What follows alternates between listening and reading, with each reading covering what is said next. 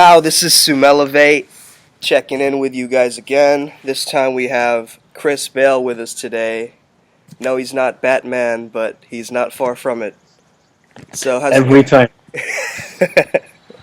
How's it going, Chris? I'm good. Yeah. I was just telling you that I'm just coming off the back of like a fever and a virus. So just to the people watching, you're going to have to excuse me for clearing my throat and coughing and maybe even vomiting on the screen, which would be exciting. It's projectile vomit. Yeah. Exactly. Yeah. Well, it happens to the best. But yeah, thanks for having me. You're welcome, man. Thank you so much for doing this, and I hope you're feeling better soon. Yes, you'll know because at the end of the interview, if I'm still upright, it's a good sign. Alrighty. So, my first question to you is, what made you want to train guys and want to be a coach in the first place? What made me want to train guys? Mm-hmm. What was the impetus that made you want to? It kind of got to the point where I didn't really have a choice. Yeah. And what I mean by that, I'll just go into a little bit of background. My business kind of happened very organically. So I didn't set out with the intention to, okay, I'm going to be a coach and I'm going to teach guys this. Because I set up kind of my own blog when I was dealing with my own anxiety and I was dealing with a lot of demons, a lot of insecurities. I didn't know who the fuck I was. Yeah.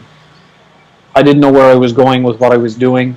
I was so anxious socially that I was even too afraid in many occasions just to go to a shop, to leave my house to get milk or water. So what I'd done is I blogged all of that. Yeah. And while I was also throwing myself into the land of women, I was blogging all of that. So what happened is people started to read it and people started to subscribe to it. And then once I started to get results, guys started asking questions. Guys started asking for advice. Mm-hmm. So I was doing that for free for quite a while. Mm-hmm. Then I started to meet up with guys and I started to coach them for like €10 for 2 hours and like really ridiculous stuff. But it was great because I put in those hours at the beginning. Yeah. Where first it was about me transforming myself, and then I was able to kind of gift that and help guys move in directions they want to do. So I never decided I want to do it, to answer your question. It just kind of happened and I adore it. I just ended up liking it. Yeah. So I'm really grateful for how it went. That's fantastic, man. I think I always say this to everyone, but you always teach best what you need to learn yourself, you know? And I think I've started from a similar place. I mean, I've noticed that I've transformed by just letting it be, you know, just like accepting whatever comes my way, in a sense. Just like being able to just let go has been one of my biggest teaching, actually, mentors to me. Awesome. Yeah. So I'm interested in your take in coaching, actually, particularly because you have lots of pieces of Eastern philosophy and mindfulness and Buddhism and all these things, but also because of today's generation. I mean, we're growing up with this whole pickup artist community too, you know? And so, what do you think men could learn in today's generation that's different, that would have been different many years back for guys? Living at the moment, it's kind of a bittersweet scenario, I think, because you know, we're at the forefront of information, of being able to access everything super fast. So I think for that reason, it's an amazing time to like be alive. We're able to connect right now. That's fascinating. Yes, exactly. for this to even be able to happen. Yeah. So it makes here's the thing. It makes the option of growth possible, way more possible, and way more easily distributed to people if they actually want it. Now, this is the bitter side of it, is the fact that how our society has been created, there isn't that gumption, there isn't that panache, there isn't that edge that men used to have before, that they then take that information and apply it. I see a lot of guys will take it and they'll just sit on it. And they won't do anything because they don't They don't have that decisiveness in themselves. Yeah. So I mean, for the information side of it, for the everything offered to you on a plate part of it, it's a beautiful time to be alive. But that also affects how people live their life. Yeah. It makes people lazy. True. Very, very lazy. Yeah. Yeah, I guess many guys have asked me about this, and I guess just it's a process of just failing and failing better and just trying harder. But like so many guys get trapped in their own heads, which I think is a very common problem with everyone. I mean, we all get trapped in our own heads. Like we overthink, we overanalyze, we're emotional creatures. I mean, we need to belong and socialize, but we get this approach anxiety when talking to people, you know. And so, what is usually something that you do with your coaching or to get guys out of that kind of mental thought chatter? I don't. You don't. I don't, because here's the thing. Here's how I come to everything that I'm doing and how I teach and how I relate to my own life is that I don't want to stop anything. I don't want to resist anything. Yeah. The reason that the self-help industry is so big, the reason that self-help products are, one of the biggest businesses to be in, is really down to the fact that people are not okay with themselves. Yeah. And they're told that if they get this, or if they do this, or if they fix this part of themselves, they will be whole. They'll be whole and happy and better. And it doesn't work that way. It's like happiness comes via acceptance. Exactly. It's like shopping for enlightenment almost. That's it. I mean, and they won't even trick you into it. They'll tell you that's what you're doing. So I very much my role is when I'm with a guy is poking him and really finding out how he's relating to himself. Because how he's relating to himself and his emotional capacity and his ability to be in his own tension and his own uncomfortability, when I see that, I can see his external world straight away. Right. I know how he's relating to it. So when you can fix the internal issues, externally everything will change. Everything will open up. So for me, it's getting guys to accept where they're at, to own the fact where they are, to not make apologies, not make excuses, not sulk, accept where they're at, like where they're at, and be very grateful for where they're at.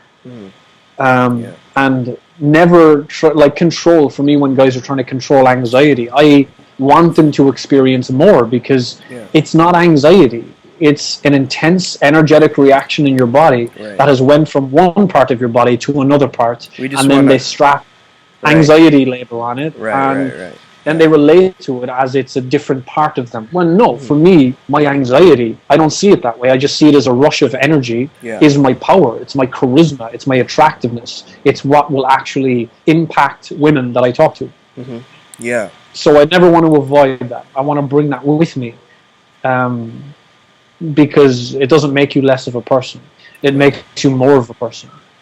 That's very interesting. And I'm so intrigued by your approach with your masculine intent business, and how it's completely kind of going against the whole PUA, like pickup artist mentality. It's kind of, you guys are stopping this kind of just over-analyzing and routine, like do this, like in a series sequence of steps, where real interactions aren't like that, you know? And so I'm not even just to say, I'm not even concerned about like the structure that guys are fed. I'm more concerned with why guys feel the need to go to get a structure. That's what I want to work with. So do you think that's what guys need to embrace or need to stop doing? Or what is particularly flawed in this different approach? What's flawed in the other approach? That's what you're asking? Yes. Okay, so what's flawed in the other approach is the assumption that men are flawed. That's literally it. You're not going to try and be impressive and try and learn how to be impressive if you already know you're impressive. So it's feeding into this vicious circle. It's like you need all this because obviously you're not good enough. Obviously, you need to be more attractive. Obviously, you need to follow these lines so women will actually want you more. It's like, wait a second, why don't women want me now? That's what guys should be asking themselves. Right. It's not what you're doing. It's what you're. It's not what you're. It's what you're not doing. It's you need to get rid of everything. Right. It's almost like unlearning, in a sense. It's completely that. It's unlearning the conditioning and reassessing your own value. That's very interesting. So, from what I see is you just get people to chill out and hang out with you, and they slowly like embrace their personality and their authenticity, and you see that, and you kind of work with that to empower them. Would that be true, or no? Not really. Depending, not really, because we have a very limited time frame that I'm with. Obviously, because I'm being paid for my time. So, in a perfect scenario, when a guy is financially able to afford, any aspect of my services, my ideal scenario is to have him on first on a one-to-one package over Skype, for example, where we get him embodying a new way of being, his actual way of being, and then after that, be with him in person for a day or 2 or 3. For any little practical things that need minor adjustments or something that needs to be looked at. How it's done doesn't really matter. It really doesn't matter. And I've noticed this between other businesses, because a lot of guys will come to me after they've been through other companies for coaching. And they'll say, oh, but the Skype coaching, I'm not sure, is it really effective? That question is coming from the basis of going and relating in a different way with a different company who teach completely different things. So what I'm saying is that you can be affected and inspired anyway. Anyway, any means possible. My role, and the fact that I've been doing it for so long, that's where my skill set lies. That I can only see people on Skype and their life will completely transform. Not because of me, just because I can see stuff and I can point stuff out and I can give some practical tips to correct it. Can you still hear me? Yep. All right. So, I know that you're familiar with work in particular, Qigong. And Qigong. And also Tantra. So for people listening who aren't familiar with these, what exactly are they? It's a vast question. You need to be very careful when delivering the outline of what they are, because people will react to different things. But realistically, it's becoming aware of yourself, of your own body, of the energy flow that moves through your body. It's learning to generate more of it. It's learning to unblock yourself energetically, physically, and emotionally. Freeing yourself up. Letting go of a lot of grief, a lot of blockages. It's exercise. And then it becomes the point where it depends how far you want to take it. So I took it medically, where I was actually applying Qigong to patients, because I'm an acupuncturist as well. I studied Chinese medicine for 4 years in university. So I went further with just to apply it medically. But realistically, it's just gaining control. Not even control, but awareness and the ability to move your own energy in your body. In your energy work, which is what you do, does the person feel it throughout their entire being, almost? Yes, it's intense. If someone's doing Qigong themselves, then it's going to take a long time for them to feel that. But the energy work that I do has people like in knots. Their body just will twist up. And I do that over Skype as well. And that's the beautiful thing about energy, is that I have guys who don't believe in any of this stuff come to me. Just because they've heard reviews of what other guys have told them. And you don't need to believe in it, but you see them just knotted up on the other end of Skype, like wailing. It's awesome. It's beautiful to see, because you can have profound transformation just through the process of reconnecting to yourself, when so many men don't know who the fuck they are. Which is why I have a job, because if men were decisive, I wouldn't be in business. Yeah, like realistically, that's it. Yeah. I have a job. If there's a weakness that is not being owned. Right. What do you think someone who's like really blocked in a certain part of their body, what can they do in order to unblock it? I've been trying to figure that one out for myself Yeah. for the past 5 years. Yeah. And I think I've gotten into a good structure every morning, a routine, Yeah. where I reconnect and unblock myself every morning. Depending on my activities the night before or the day before, there will be blockages in different places. Yeah. And some will last for a day or two because they'll be a bit more stubborn. But for me, I mean, I use a combination of yoga, breath work. I use a pattern of yoga, like very simple yogic stretches to deepen my breathing. Yeah. Hardly stranger in the background. So yeah, just for unblockaging, basically I've yoga that I do. Yes. I also have a bit of breath work that I do. I have body pumping, where I'm literally pinpointing different parts of my body that are caught up, and I'm hitting them so they're vibrating, and it starts to open the tissues, and the breath will deepen. Personally, I get very blocked up, like under my ribcage, around my rear. Just constitutionally, energetically, that's where I tend to hold a lot of shit. Yeah. So I'll unblock that. But it's taken me a while, because the more I've gotten to know my body, I know when I feel a specific type of blockage, I know what I can do to get rid of it. Right. So if I'm too caught up everywhere, I'll just go for a really quick sprint, or I'll run for 5K, and then my whole body will be open again. So there is no right way for anyone. Yeah, it's about finding out your own kind of method to your madness.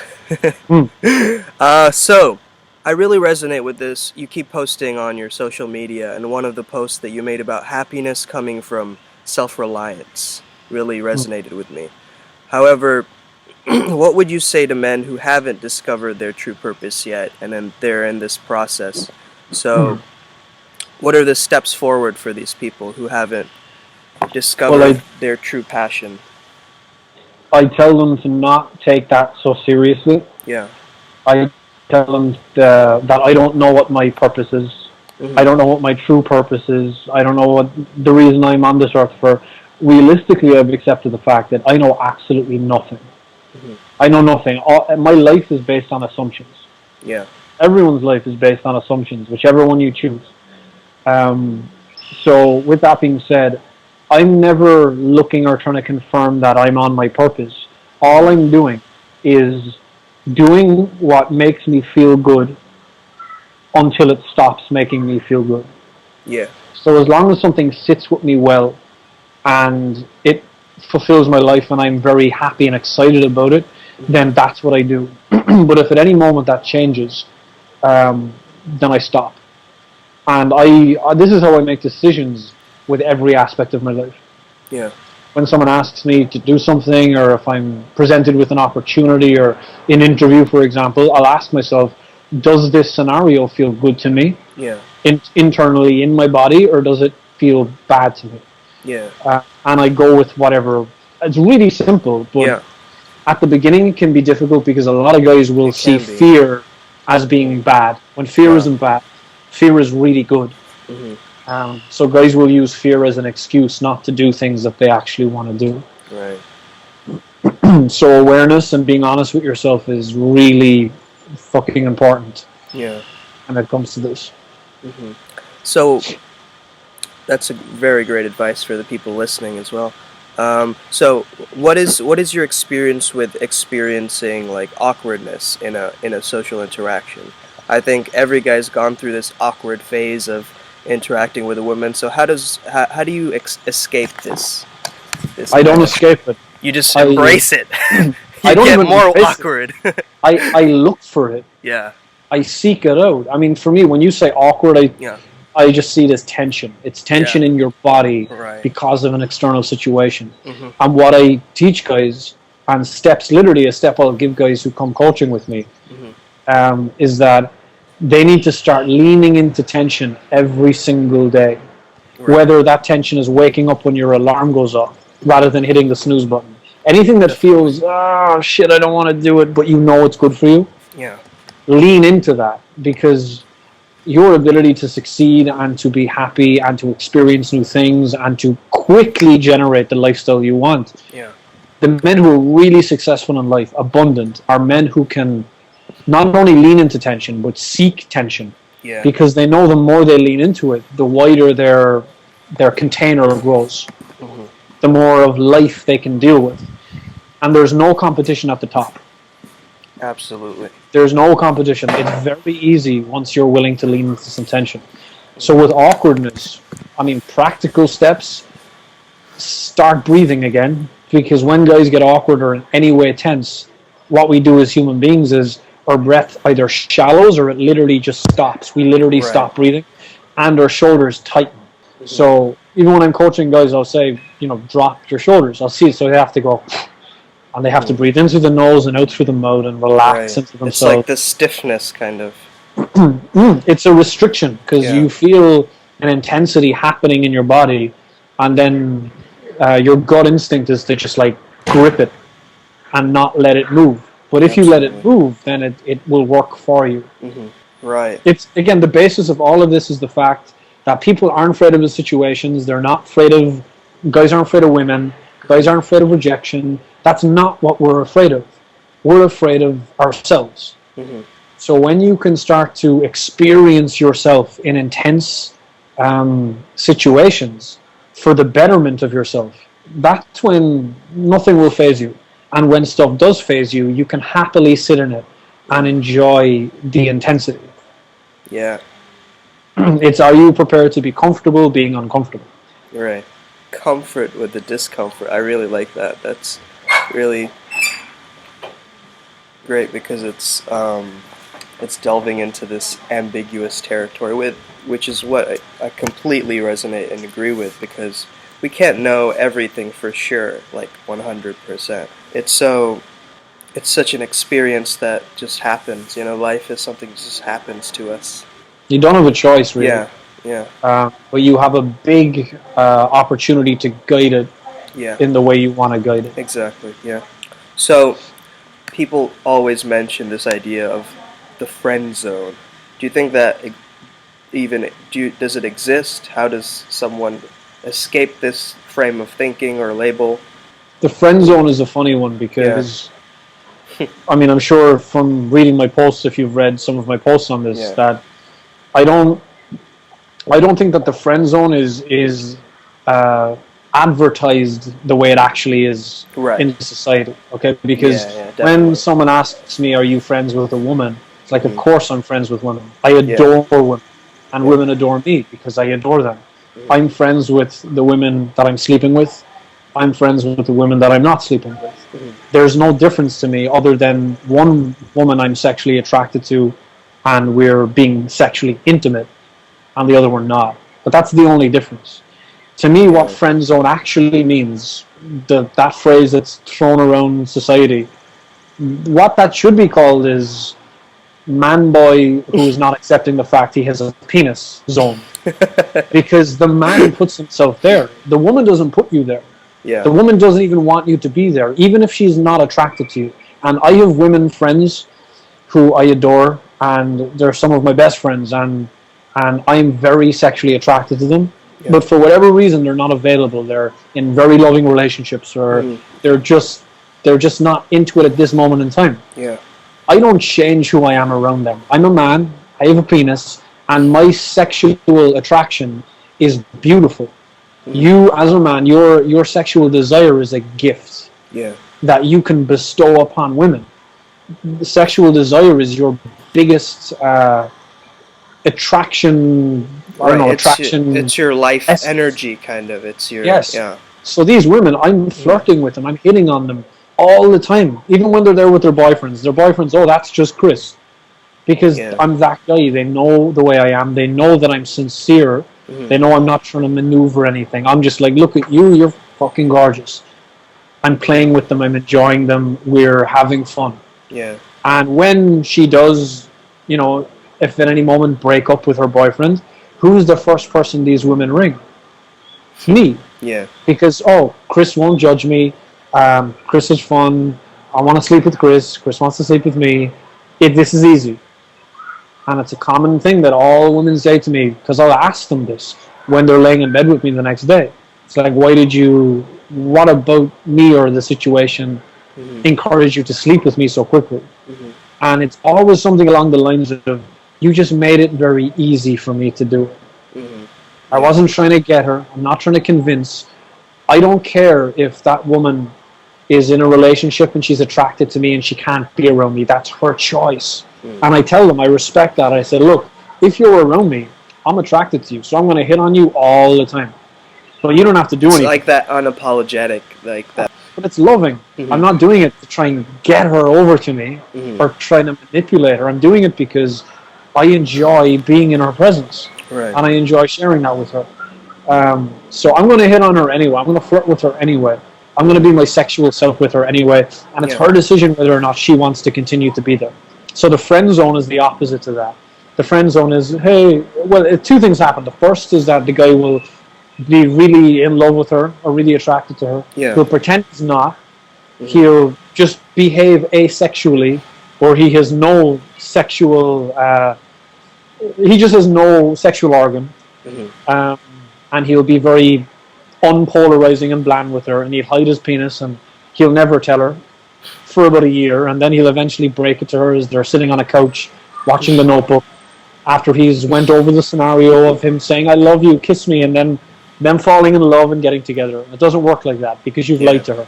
Right. And women feel incredibly deeply hurt and lied to and manipulated when a guy does that. Yeah. And the other friend zone guy is a guy who states his attraction, and then she says, I have a boyfriend, or I'm not interested in that. And then he just hides it and cuts it off. And continues to be around her, but not express himself. Yeah. All of this comes back to the man. Yeah. Are you being in yourself? Are you giving yourself permission to live in your own truth? Or are you adapting yourself to make other people happy or to prove yourself to other people? Yeah. Or to have specific judgments of you made by other people that you assume to be favorable. Right. It's like an internal conflict which you have to figure out. Like where, That's very interesting, Chris. So what do you think about this kind of social construct of virginity? Like it's so common in American culture as well, like watching these movies like American Pie or whatever. But also, like, it's been influenced. It's social conditioning, you know. So, what can guys do who are not already seeing women? Where can they start to get themselves out of their comfort zone, and how can they start meeting more people if they have this kind of thing in the back of their minds? So the question itself is difficult to answer specifically, just because every guy is coming from a different place. Right. Every guy's case is completely different. It's very specific to the individual. So the advice that I give would be very specific to an individual, right? Based on only what they need. I don't like to give people what they don't need. But let's look at this very simply. A guy who wants to meet more girls, he wants to get better with women, he wants to understand them more, right? He wants to kiss them, he wants to have girlfriends, he wants to have sex with them. But he has no experience. Yeah. So the first thing he should do, and the most obvious thing he should do, and I love that question when guys say, how do I get better with girls? Yeah. Go and talk to more girls. Actually talk to the area of life where you want to improve in. But obviously that's terrifying for guys. Yeah. So there's a few ways to come at it. The first way is to start becoming aware of yourself and becoming aware of how women make you feel. Yeah. And then start expressing that to them and with them, but for yourself. Only for the only result that you're looking for is the fact that I expressed my own truth. I spoke my truth in that moment for me. Because guys will compliment girls and guys will say things to girls, not for them, but for the woman. They'll compliment a woman to get something back from her. Right. So they'll be looking for a specific response if they tell a girl that she's gorgeous. They're hoping she's going to smile and, you know, get big puppy dog eyes, and that's a very slippery slope because you're always living in validation. Yeah. You're never decisive, you're never rooted, you're never grounded in your own intention.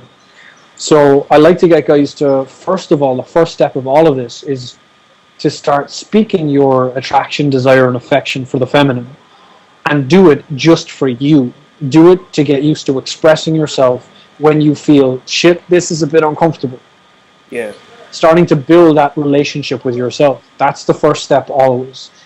And also understand that you need to stop going to women to get something, because the reason you're anxious is because you're looking for specific responses. When I go and talk to girls, I'm going over to have fun. I'm going over to, in many cases, just get completely blown out, because that's very hilarious to me. I interact with women in a very self-amusing way, not as a clown, not to entertain anyone but myself. I'm just entertaining myself.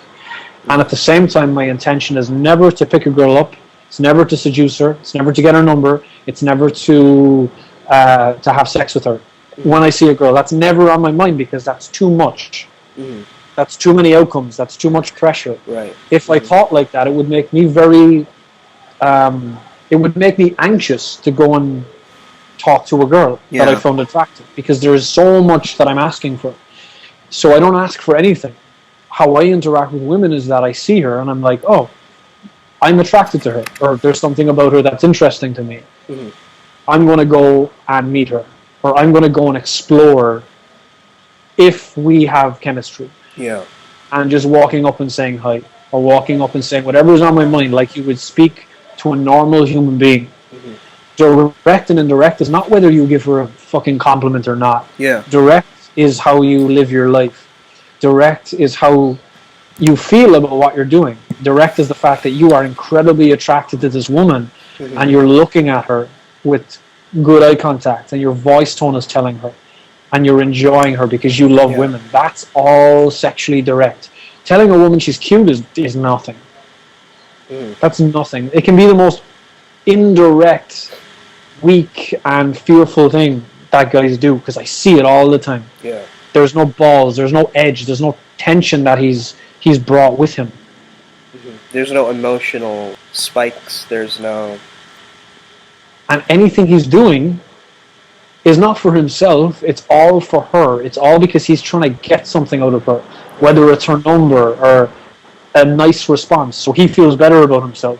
It's like a giver versus a taker approach. If you're giving your fun, your value, your positive vibes... I'm not even gonna... Sorry for interrupting you. Just to get it clear in terms of, because I know there's a lot of talking in the community about like giving and taking and pick up and all that, and you should give, or you know, always give. I'm not even gonna stand on like a high horse and say that I go and give. Yeah. Because I'm human and I'm selfish. Because we're selfish.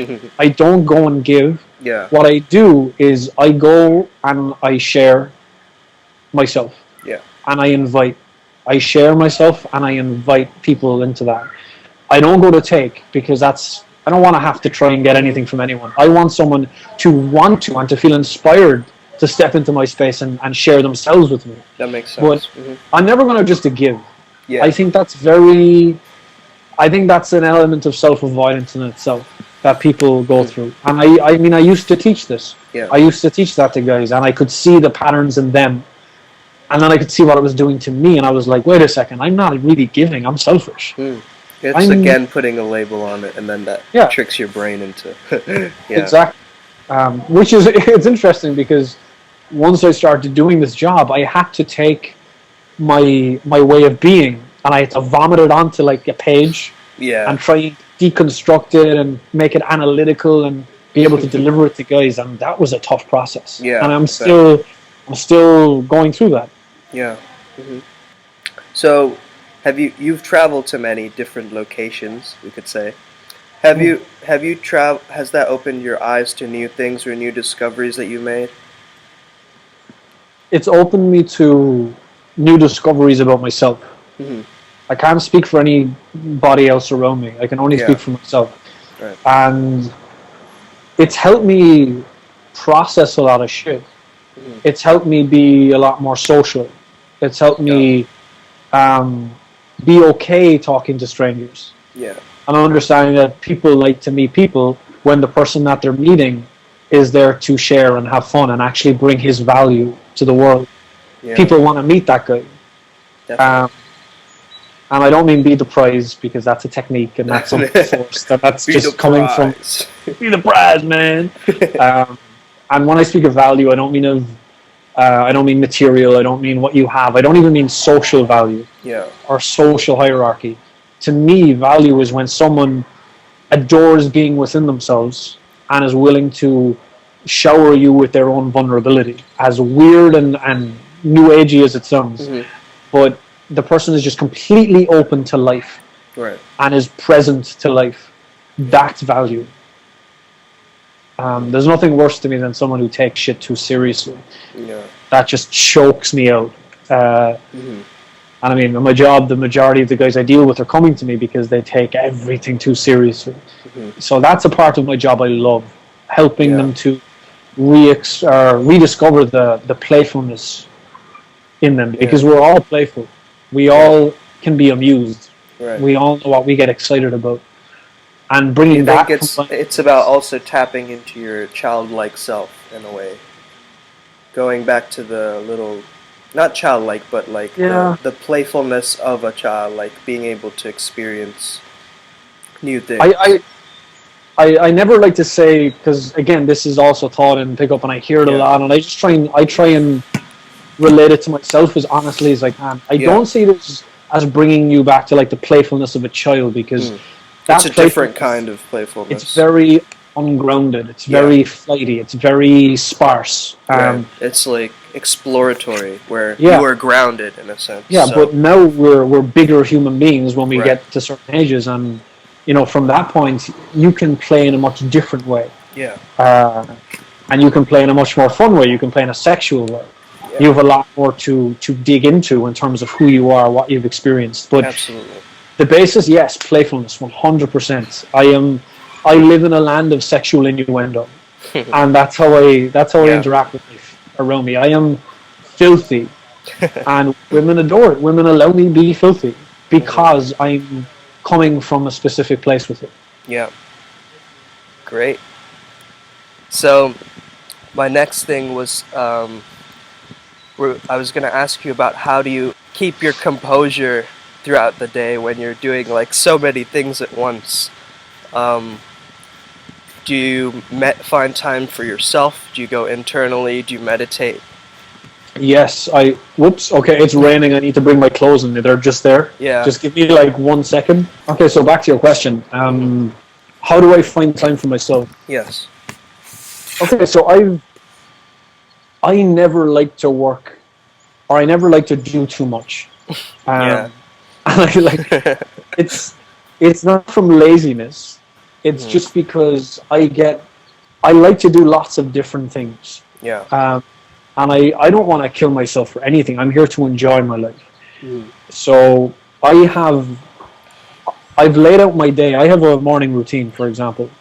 My morning routine is gold to me. Yeah. My morning routine reconnects me to myself, and it gets me ready to step into my day within myself, in alignment with myself. So if I get like stressed in work or anything like that, if I feel anything of the sort come on, I'll literally just like close the laptop and just sit, because that's not why I'm here. That's not what I'm here to do. I'm not here to hustle myself into stress and negativity, because apparently that's good.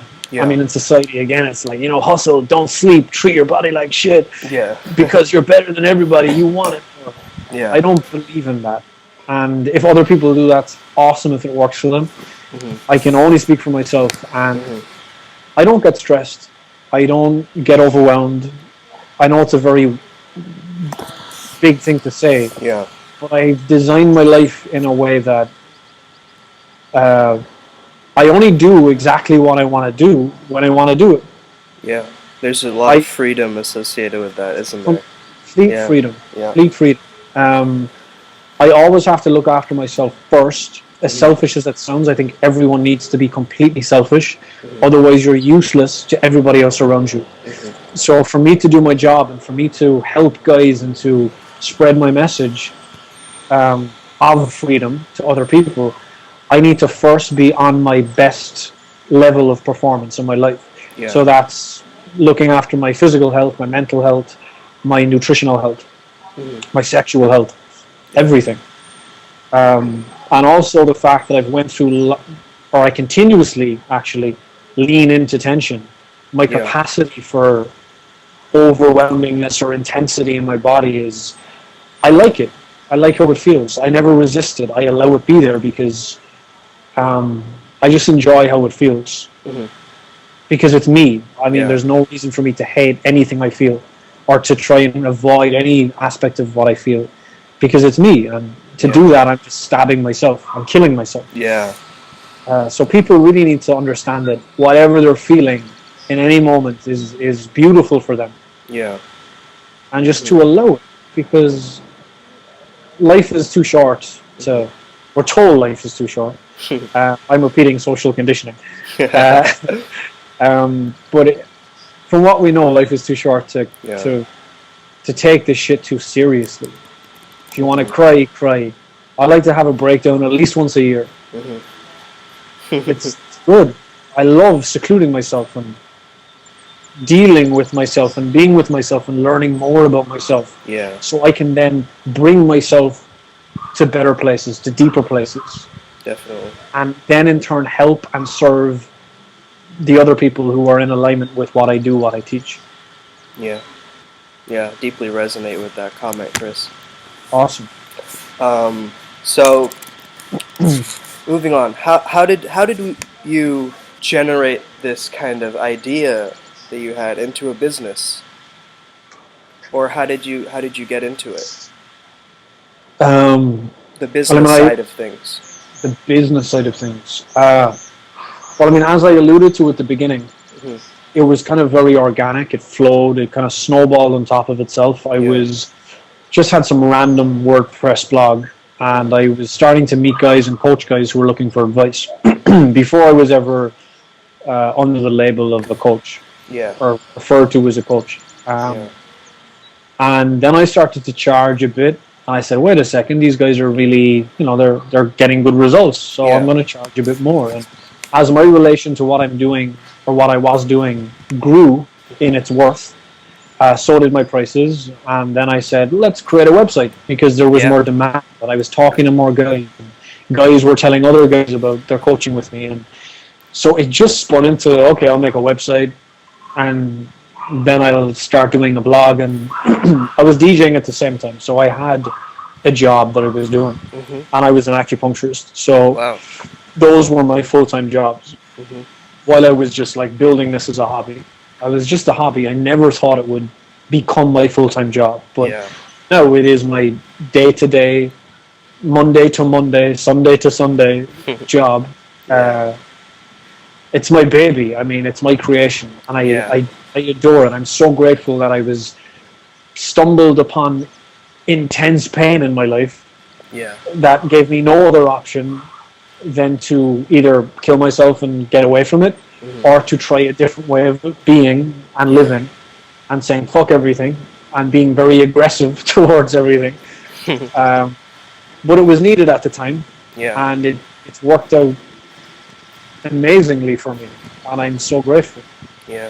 You sometimes need to start right at the bottom, and then it propels you upwards, doesn't it? It's funny. No, I don't know way. Because when you're only kind of annoyed or you're kind of sad, it's obviously the best time to take action, but oftentimes the willingness or the drive or the I've had enough isn't there. So I'm very sensitive, so I think that maybe I was more overwhelmed quicker than other people would have been. I'm incredibly sensitive, but I've managed to turn that into a coaching tool and a great power in my life. And my sensitivity is probably my biggest attribute or quality in my life with women, with connecting with people, everything. Where it was my biggest issue, it was my biggest problem. Yeah. It's so you kind of converted that problem into a strength. You cultivated it, which is fascinating to me. But it all came from accepting my weaknesses. Yeah. Okay to be sad, being okay to feel embarrassed, being okay to not feel like I'm as good as that person. Yeah. And just accepting all that stuff as it was happening. Mm-hmm. And combining that with a lot of practical exercises, it changed quickly. Yeah. Are there any exercises that you would like to share with us? Any exercises specifically for what? I guess anything that you'd recommend someone who's just getting into this whole coming into terms with themselves or being more confident in terms of posture or something. In terms of coming to terms with yourself, yeah, that's the biggest one. Yeah. Because that fixes everything. Mm-hmm. Anything that you assume was a problem, it fixes it. Yeah. Once you just come to terms with yourself and own where you're at and how you're feeling, yeah, everything opens up for you. Yeah. And what I done originally for this was the first thing I ever played with when I had like that breaking point. Yeah. Because my issue was I was 50 different people inside me, depending on who I was interacting with in my life, whether it was authority or whether it was parents or whether it was this friend or this girl or that girl. Mm-hmm. Loads of different people inside of it. Yeah. And I realized that I didn't know who the fuck I was because I didn't even know which one of these people was me. Yeah. And it took me a while to realize, okay, the real me is the guy who's actually looking at all of these people right now inside me and going, I feel really sad. Yeah. Yeah. And the exercise that I did for this, and this is ongoing for the rest of your life, this is just authenticity. My biggest issue was not being smiley and upbeat around people. Like that was, I had to be that. I always had to be that guy. So other people would like me. They'd see me as friendly and they'd accept me. So I made a pact with myself. I promised myself that I would be in public the way I felt. Yeah. So if I'm sad, be sad around people. Yeah. If I'm angry and someone says, hey, what's wrong? Say, I'm fucking angry. Yeah. And not do anything to try and make someone comfortable around me. Uh-huh. Only speak and be within myself and love the fact that I'm feeling things. Mm-hmm. And when I started to do that, my entire life changed. Wow. Because that's a deep acceptance. Yeah. Being able to be in a situation where you're like at a big public dinner on a long table and there's all people chatting and I'm sitting there and I'm aware that I look like an asshole right now because I have this angry look on my face and I'm not approachable. Yeah. And I look like I don't want to talk to anybody because I don't. Yeah. I'm not happy. So I need to process. And I would go to these situations and I just wear how I was feeling on my sleeve. And the biggest thing about it is that people started to connect with me. Yeah. I started to meet people really easily. Mm-hmm. And just be there with friends and I'd be drinking. And this was when I like gave up and pick up. And it doesn't work. I never want to do this anymore. Yeah. And I was like, fuck, it wasn't worth it. And I was just being in myself. And women were attracted to me. Yeah. And it was a thing I wasn't used to. Yeah. And they were attracted to my itch. They were attracted to my honesty, my authenticity. Yeah. They were attracted to the fact that I'm not there to take anything from anybody. I don't need it. I don't want it. At that point, I wanted them to go away. So a woman would say, hey, how are you? And I'd say, tired. You? Very confrontational. Yeah. But it would get quick.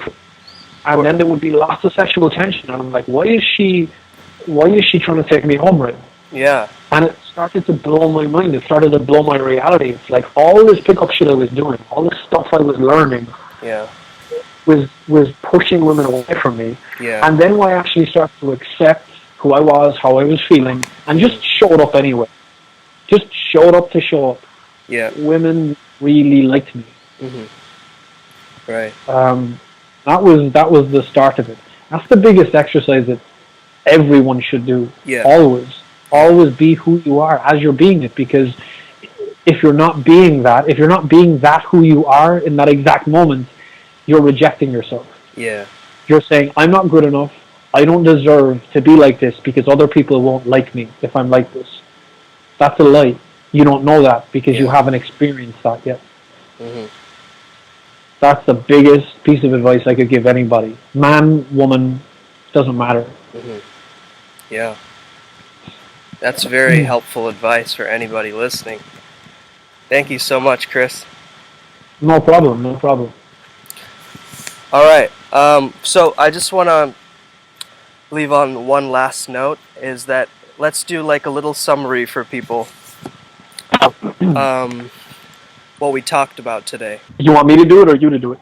I want you to do it, and I will help you with it. Okay. Because I don't remember. Yeah. So let me remind you of the points that we went through.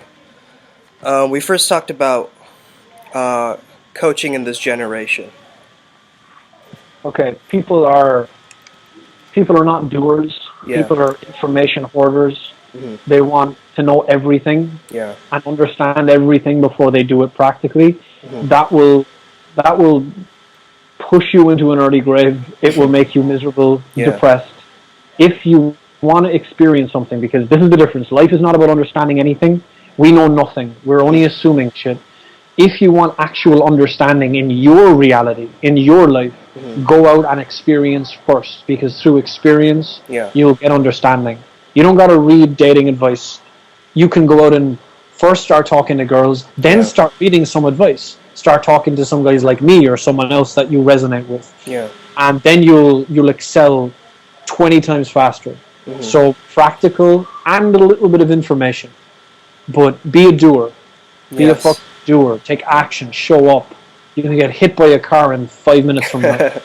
It's not worth it to just sit with a book in your face all the time. And then we talked about energy work. If people are interested in that, I mean, I have information on my website, masculineintent.com, or they can just Google Qigong. I mean, look up stuff like Qigong, Tai Chi, even yoga. Yoga is amazing. Just stretching your body is amazing. What it does for your mood, your energy levels, everything. There's a wealth of knowledge out there. It's so easy to find stuff on type of work. Then we have happiness coming from this self-reliance, like taking initiative, and how do people find their true purpose? We were talking about. Okay, so instead of trying to find your purpose, start by getting rid of everything in your life that you don't like. That's easy. If it's food, get rid of the food you don't like if it's not good for you. Get rid of the things that don't serve you. If it's a specific person that just takes from you, get rid of them. If it's your job, get rid of it. You'll find means. We're very adaptable creatures. Human beings, we're incredibly adaptable. Take action, step up, make space in your life for more shit to come into it, for more opportunities. So get rid of that which is not serving you. Then the things you enjoy will have much more space in your life to play. And then we talked a bit about the friend zone and how we have to be honest with our intentions. You can be honest with your intentions on a superficial level, which is verbally, or on a deeper level, which is internally. That's body language, everything that just kind of goes in alignment and clicks into place. You do both of them at the same time, and they begin to really solidify. If you like a girl, let her know you like her. You don't have to say, I like you. There's many ways you can let a girl know you like her. Stop hiding your penis. Women want your penis. Women want your penis. Women want your penis. Women want sex. Women want amazing sex. Women want to squirt across your room. Women want you to tie them up. Women want to be spanked. Women want to be held by a man who has incredible amounts of desire for that woman, Mm-hmm. because that's how women feel sexy. So stop hiding your most powerful essence and asset and energy in your body. Yeah. Because as long as you're doing that, you're friend zoning yourself, and you're going to hate yourself. Yeah. Absolutely. I think that's a very powerful message, Chris, and I hope people really learn a lot from listening to this, and I hope you'll get more clients, and I hope that we will continue to grow as men. Yes, of course. And thank you very much for the opportunity and for the awesome interview, and for Absolutely. Yourself just choosing to step up and yeah. commit to something better than the norm. Yeah. And I respect that in any guy, because I'm not a coach. I just see myself as a guy who has experienced some things, and I'm here because I want to be able to stand shoulder to shoulder with other men who also just show up, because that's our job. And exactly. I respect that. So awesome. Thank you. All right. Thank you, Chris. Take care, man. Bye-bye. Take care.